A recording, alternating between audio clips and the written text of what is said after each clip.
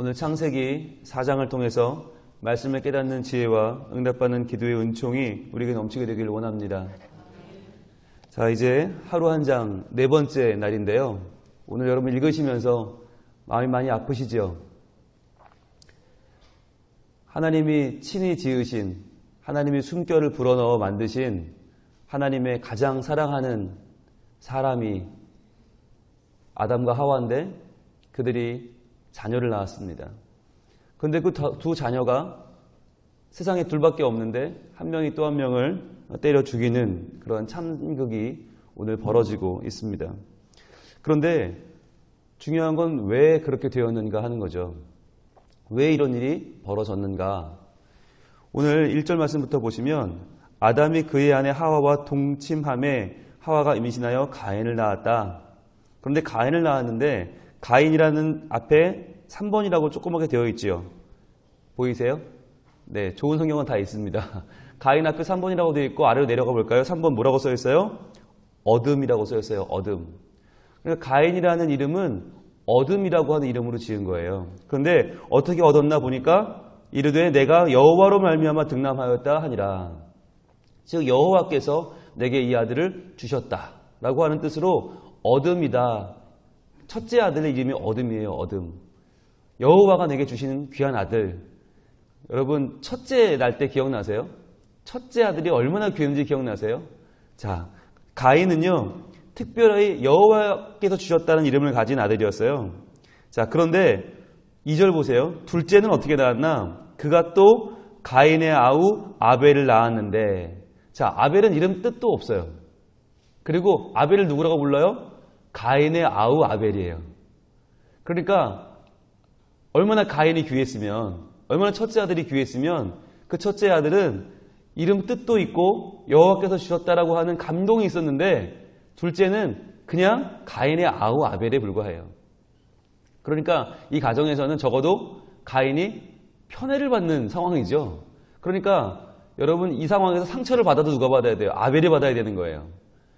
이 상황에서 뭔가 불만이 있어도 아벨이 있어야 되는 거예요. 가인은 불만이 있거나 상처를 받을 만한 상황이 아니에요.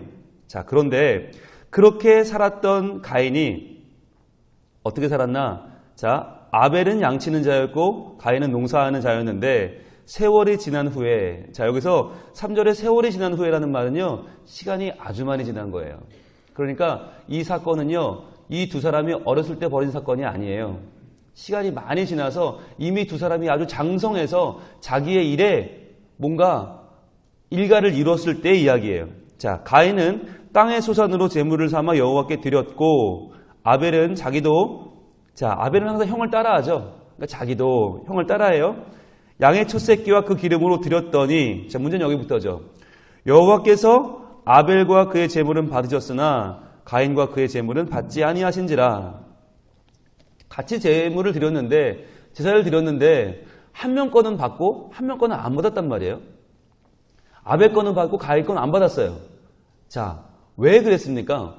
왜 누구 건 받고 누구 건 안 받은 겁니까? 많은 분들이 이 부분을 열심히 해석을 합니다. 그래서 어떤 분들은 아니 하나님께 제사를 드리려면 피해 희생 제사를 드려야 되는데 왜 희생 제사를 드리지 않고 가인은 곡물을 드렸냐? 아벨처럼 새끼 양을 드렸어야지. 그런데 보세요. 직업이 달라요. 아벨은 양치는 자고 가인은 농사하는 자죠. 그럼 농사하는 자는 곡물로 드리는 게 맞죠? 그죠? 아벨은 양치는 자니까 새끼 양 드리는 게 맞죠? 거기는 문제가 없어요. 그걸 탓하면 안 되고, 그러면 왜 하나님이 누구 건 받고 누구 건 안 받으셨는가? 히브리서 11장 4절을 한번 보겠습니다. 성경은 성경으로 풀어야 하니까 우리의 축축으로 풀면 안 되고요. 히브리서 11장 4절입니다. 성경은 이 사건에 대해서 뭐라고 말씀하시는가? 성경의 리포트를 보겠습니다. 히브리서 11장 4절, 신약성경 364쪽에 있습니다. 자, 우리 함께 읽습니다. 시작. 믿음으로 아벨은 가인보다 더 나은 제사를 하나님께 드림으로 의로운 자라 하시는 증거를 얻었으니 하나님이 그 예물에 대하여 증언하심이라. 그가 죽었으나 그 믿음으로써 지금도 말하느니라. 아멘. 제일 처음에 뭘로 예배드렸다고요? 믿음으로. 자, 아벨은 믿음으로 예배를 드렸다는 거예요. 그렇기 때문에 가인보다 더 나은 제사를 하나님께 드렸다. 자, 믿음으로 드렸다. 비록 자기는 형처럼 이름에 뜻이 있는 사람도 아니고 자기는 부모님의 총애를 받는 사람도 아니고 자기는 그냥 동생에 불과해요. 자기는 아무것도 아니에요. 그럼에도 불구하고 하나님을 의지하여 하나님께 올바른 믿음을 가졌어요. 그 믿음으로 예배했더니 하나님이 받아주셨다는 거예요. 다시 돌아옵니다. 여러분 중요한 말이 나오는데 밑줄 한번 쳐보실래요? 4절에 중반부터 나오죠. 여호와께서 아벨과 그의 제물은 받으셨으나, 자, 아벨과 그의 제물 밑줄 그어보시고요. 아벨과 그의 제물. 그리고 5절 가인과 그의 제물은 받지 아니하신지라. 자, 가인과 그의 제물 밑줄 쳐보세요. 그러니까 문제는 제물이 아니에요. 문제는 예배자예요. 예배를 드리는 사람이 히브리 11장 14절에 말하는 것처럼 믿음으로 드리면 하나님 받으세요. 그 제물이 문제가 아니에요. 하나님은 과부의 2렙돈을 적다고 하시는 분이 아니에요. 제물이 크고 작음이 문제가 아니라 종류가 문제가 아니라 문제는 드리는 자가 믿음으로 드렸는가 그렇지 않았는가 하는 거죠. 그러니까 아벨과 그의 제물은 받으셨으면 아벨이니까 받으신 거고 가인과 그의 제물을 받지 않았다. 가인이니까 안 받은 거예요. 제물이 아무리 좋아도 아무리 아름답고 아무리 남이 보기에 대단해 보여도 드리는 사람이 믿음으로 드리지 않으면 그 제사 하나님은 받지 않는 거예요. 가인과 그의 제물을 받지 않아요. 그러나 믿음으로 드리면 아무리 연약하고 아무리 동생이라도 아벨과 그의 제물은 받으셨다. 왜? 그분이 누구니까? 여호와니까. 여호와니까. 여러분 여호와가 누구라고 그랬어요? 여호와 하나님은 내게 가까이 다가오셔서 나를 만나주시고 나를 구원하시고 내게 언약을 주시고 그 언약을 이루어주시는 하나님, 그 하나님이죠. 그러니까 우리 여호와 하나님은 우리한테 너 왜 이거밖에 안 가져왔니? 재물을 따지는 분이 아니세요. 재물로 사람을 평가하는 분이 아니세요. 여호와 하나님은 누구냐? 우리가 하나님 앞에 나왔을 때 그 마음의 자세와 믿음과 하나님을 얼마나 신뢰하고 하나님께 얼마나 내 삶을 의탁하는가를 보시는 거예요. 그러니까 그 하나님을 예배할 때 우리가 어떻게 예배하겠는가 하는 거예요. 그런데 가인을 보세요. 5절입니다. 가인과 그의 제물은 받지 아니하신지라 가인이 몹시 분하여 안색이 변하니 그랬어요. 몹시 분하여 안색이 변했어요. 왜 그랬을까요? 여러분 왜 그런 겁니까? 자기 제물을 안 받아줬으니까. 우리가 이 시점에서 뭘 할 수 있죠? 가인은 지금 무슨 생각으로 예배를 드린 겁니까? 아니 내가 제사를 지냈는데 하나님이 안 받아줘? 이게 말이 돼? 라고 화가 난 거죠. 그럼 바꿔서 생각해 볼게요. 여러분 우리가 예배하면 하나님 무조건 받아줘야 되는 겁니까? 여러분 이게 얼마나 위험한 생각입니까? 내가 예배했는데 하나님이 왜 안 받아줘? 하나님이 감히 하나님이 뭐라고 내 예배를 안 받아? 여러분 이건 뭐죠? 내가 하나님인 거죠. 이런 자세가 바로 믿음으로 드리지 않는 제사의 예배의 자세인 거죠. 우리는요 하나님 앞에 나와 전능하신 거룩하신 그분 앞에 예배하면서도 무슨 생각을 가지고 있냐면 내가 예배하는데 하나님 받아야지. 당연히 받아야지. 왜 안 받아? 왜 나보다 못해 보이는 저 동생의 예배는 받으면서 내 예배는 안 받아? 그런 하나님이 어디 있어? 그게 무슨 하나님이야? 라고 하는 하나님보다 더 나를 중심으로 생각하는 교만함과 악함이 있다고 하는 것이에요. 여러분 교만처럼 하나님 앞에 엄청난 죄는 없어요. 그러니까 하나님이 내 제사를 안 받았다. 내 예배를 안 받았다. 그럼 어떻게 해야 됩니까? 기도해야죠. 그러니까 무릎을 꿇어야죠. 하나님 제가 무슨 죄와 허물이 있길래 하나님 제가 무슨 연약함이 있길래 하나님 저의 제사를 받지 않으십니까? 왜 저의 예배를 받지 않으십니까? 이렇게 하나님께 나아가야 정상인데 가인은 화를 내고 분하고 그걸 참을 수가 없었어요. 우리의 예배가 하나님을 온전히 기쁘게 하시는 것입니까? 하나님께 영광을 돌리는 것입니까? 아니면 나의 기분을 만족해하고 나의 오늘 하루의 컨디션을 좌우해 주는 그저 액세서리에 불과한 것입니까? 예배를 드리러 나오면서 우리는 예배를 판단하지 않습니까? 그 예배를 내 마음대로 재단하려고 하지 않습니까? 평가하지 않습니까? 결코 예배는 그런 것이 아닙니다. 하나님께서 내 예배를 받아주시는 것이 말도 안 되게 감사한 거예요. 이렇게 연약한 나, 이렇게 죄덩어리, 이렇게 허물덩어리인 나의 예배를 받아주시는 하나님이 눈물나게 감사한 거예요. 내가 하나님을 판단할 수가 없다라고 하는 것입니다. 자, 너무 그러니까 오죽 그러니까 6절에 예수님 하나님 이렇게 말씀하세요. 여호와께서 가인에게 이르시되 내가 분하여 함은 어찌 됨이며 안색이 변함은 어찌 됨이냐. 그렇죠. 네가 지금 이럴 때냐 하는 거죠. 내가 선을 행하면 어찌 낯을 들지 못하겠느냐. 선을 행하지 아니하면 죄가 문에 엎드려져 있느니라. 죄가 너를 원하나 너는 죄를 다스릴지니라. 자, 결국에 첫 번째 살인사건은 왜 일어났어요? 예배 때문입니다. 여러분 이게 무엇을 말해주는 겁니까? 하나님께 나와 예배했는데 하나님을 영화롭게 하는 예배를 드렸는데 그 결과로 형이 동생을 때려 죽이는 사건이 발생했어요. 여러분 예배는요 적어도 우리의 목숨으로 드리는 겁니다. 목숨값입니다. 예배 잘못 드리면 사람이 죽어요. 예배는 정말 소중한 것입니다. 예배는 이만큼 우리의 인생을 걸 만한 일입니다. 여러분 우리가 예배하는 일에 전심을 다해야 돼요. 그냥 오늘은 시간이 좀 되니까 내가 오늘 좀 컨디션이 괜찮으니까 예배하러 가고 오늘은 좀 마음이 그러니까 오늘은 쉬고 이럴 수 있는 일이 아니라는 거죠. 하나님 앞에 전심으로 주를 높이는 것, 그것이 예배인 것이에요. 자, 그러니까 하나님은 그에게 선을 행할 기회를 다시 한번 주려고 하십니다. 죄가 너를 기다린다. 죄에게 너를 넘겨주지 말아라. 그러니까 지금 예배를 잘못 드린 것도 죄인데 여기서 화를 내는 것도 죄인데 여기서 그 마음을 바로잡지 못하면 더 큰 죄를 짓게 된다. 조심해라. 하나님 경고하셨어요. 그러나 그 경고를 무시하고 가인은 계속 화를 냈죠. 그래서 5절에 가인이 그의 아우 아벨에게 말하고, 자, 여전히 아벨은 가인의 아우죠. 여전히 가인은 형이죠. 가인은 다 가졌어요. 아벨은 하나도 가진 게 없어요. 그럼에도 불구하고 그 예배 한 번으로 가인은 아벨을 어떻게 해요? 그들이 들에 있을 때에 가인이 그의 아우 아벨을 쳐 죽이니라. 자, 여러분 그러면 이제 가인은 사람을 죽였으니까 구제불능입니까? 이제 그는 이렇게 끝난 것입니까? 아니죠. 여러분 여기부터 하나님이 어떻게 하시는가 굉장히 여러분 잘 보셔야 돼요. 9절 보세요. 여호와께서 아직도 여호와예요. 가인이 사람을 죽였지만 그래도 그에게 하나님은 여호와세요. 가까이 다가오시는 분, 언약하시고 이루시는 하나님으로 그에게 다가오십니다. 그냥 심판하시는 무서운 창조자 하나님 엘로힘이 아니라 여호와로 다가와 주시는 거예요. 9절 여호와께서 가인에게 이르시되 내 아우 아벨이 어디에 있느냐. 자, 여러분 이거 기억나세요? 범죄했을 때, 아담이 범죄했을 때, 하와가 범죄했을 때 하나님이 처음 오셔서 뭐라고 하셨어요? 내가 어디에 있느냐 똑같이 물어보셨어요. 자, 몰라서 물어본 게 아니라고 그랬죠. 나아올 기회를 주는 거죠. 내가 어디에 있느냐.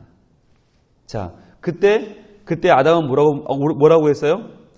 3장 10절 어제입니다.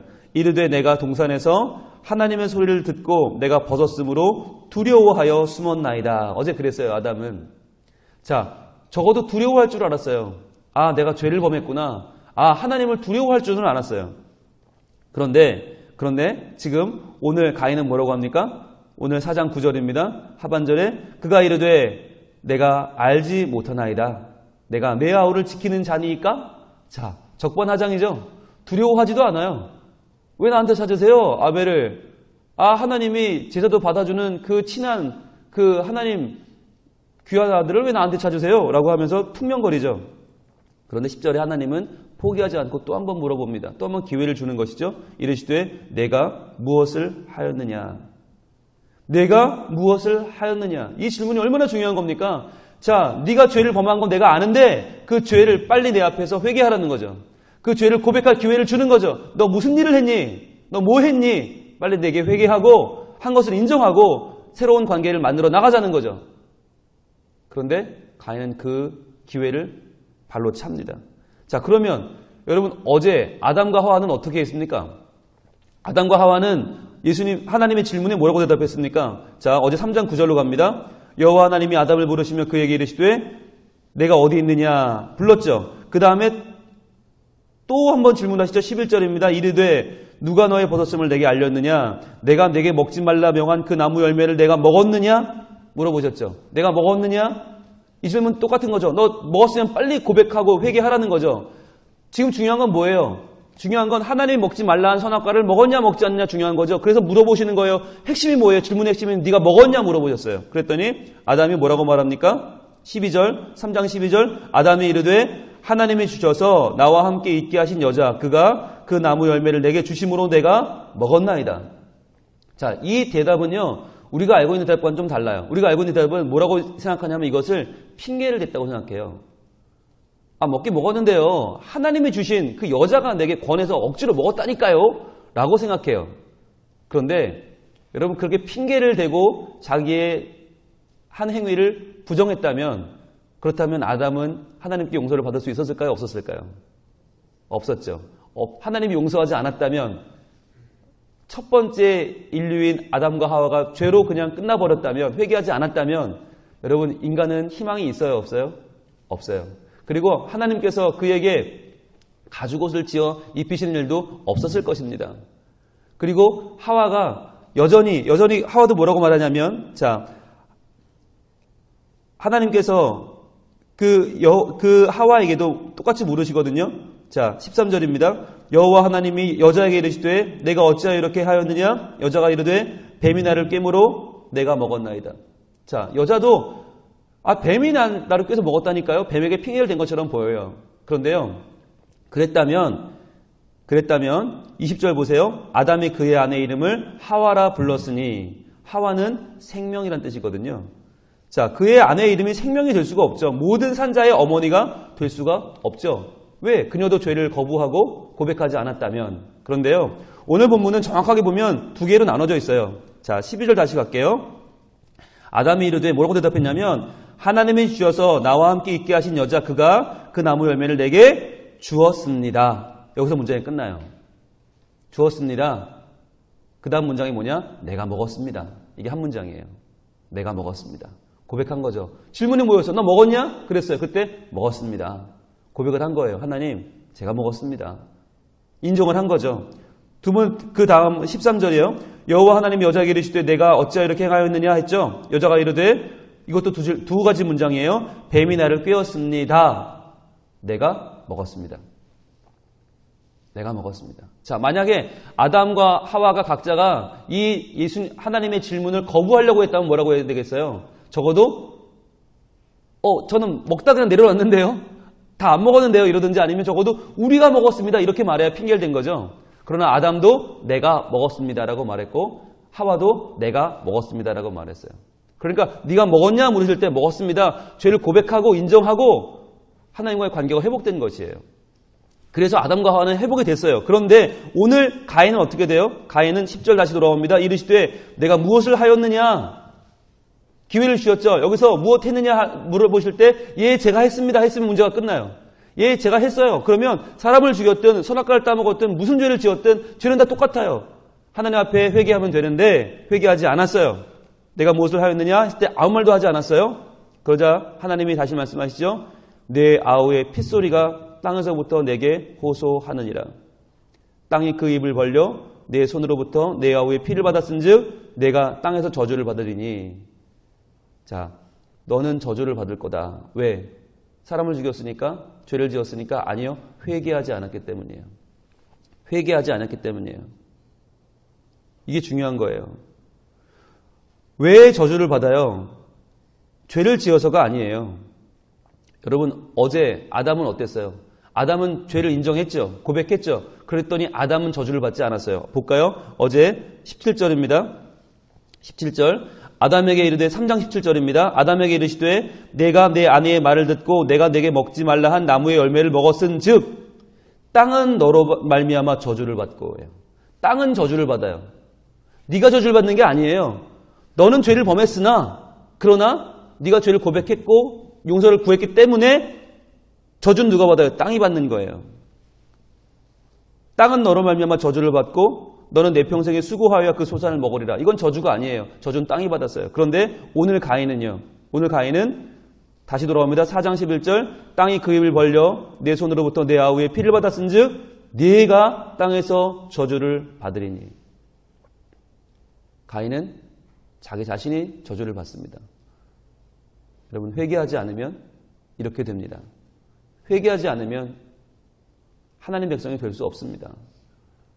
오늘 말씀은 예배에 대해서 우리에게 중요한 통찰을 주십니다. 그리고 그 예배는 무엇이냐면 하나님께 나와서 내가 한 일들을 인정하는 거예요. 한 것을 했다고 하는 거예요. 그리고 하나님 앞에 용서를 구하는 것입니다. 그러면 우리는 얼마든지 세워질 수 있습니다. 세상에 완전한 인간은 없습니다. 그렇다면 하나님 앞에 나올 수 있는 것이 은혜요. 그분 앞에 죄를 고백할 수 있는 것이 하나님의 놀라운 은총입니다. 그 앞에 나와 죄를 회개하고 다시는 그 죄를 짓지 않을 수 있도록 은혜를 구하고 다시 한번 결단하고 살아가는 것, 그것이 얼마나 중요한지 몰라요. 자, 그런데 가인은 오늘 계속해서 뭐라고 해요? 계속해서 가인이야말로 자기중심이에요.